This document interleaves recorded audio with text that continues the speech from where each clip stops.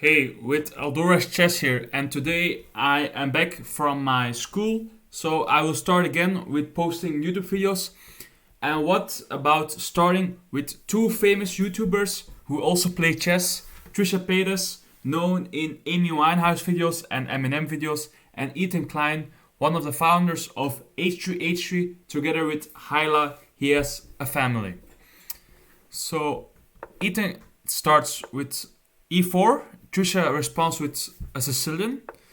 Normal knight f3, and here the first surprise maybe going for a French like Sicilian. And then we have another surprise. Instead of going for the typical open Sicilian in the French, he goes for d3. It's a very flexible line. Mostly you will you will fianchetto your white square bishop because you blocked your white square bishop with the move d3. And it's kind of a slow opening because it's very closed. So the action will start very, very gradually and not in the beginning. So developing move, fianchetto bishop. This queen, Trisha puts his queen here because in a lot of Sicilians, in the French Sicilian, in the Paulson Sicilian, this square is really good for the queen because it cannot be really attacked and it puts a lot of pressure on the board. So this is an ideal square for the queen in most Sicilians. So we continue. Fianchetto, development.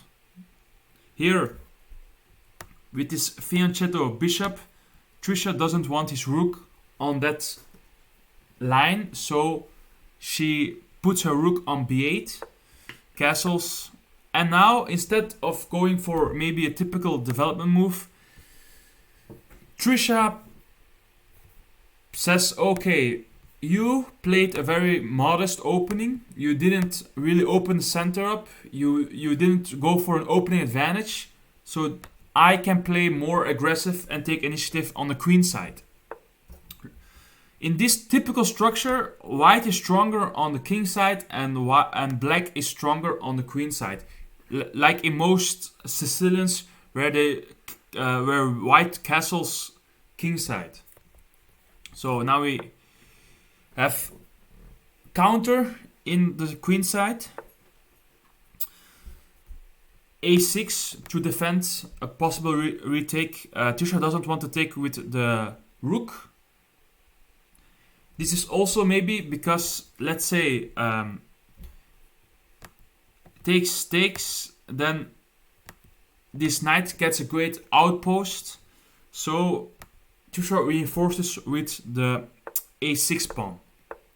Now we have development, and this is very good from Ethan. He puts his bishops on the long diagonals to put a lot of effort. Black in these types of position wants to play on the queen side or tries to open up the center with a d5 break, which is very common in a lot of Sicilians. But we see here that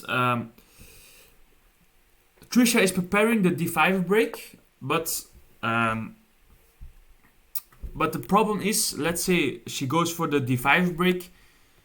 White always has this e5 counter-attacking move, and then maybe a possible attack for white. So black is patient.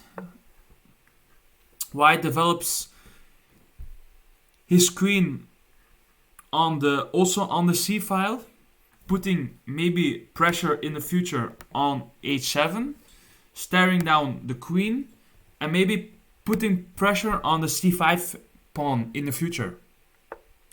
So black also fianchettos his bishop to counter the strong bishop from white. Now white plays a little bit of a weird move. I don't understand this move.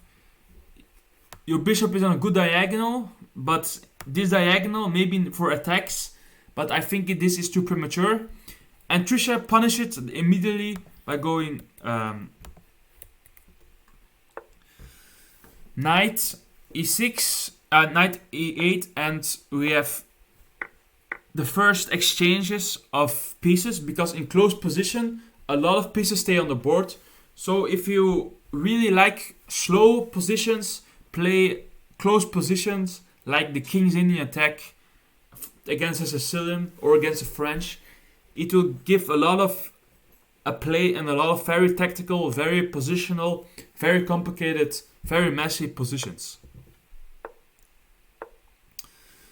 So I think white doesn't really is better, but he lacks a plan, because now he moves his rook.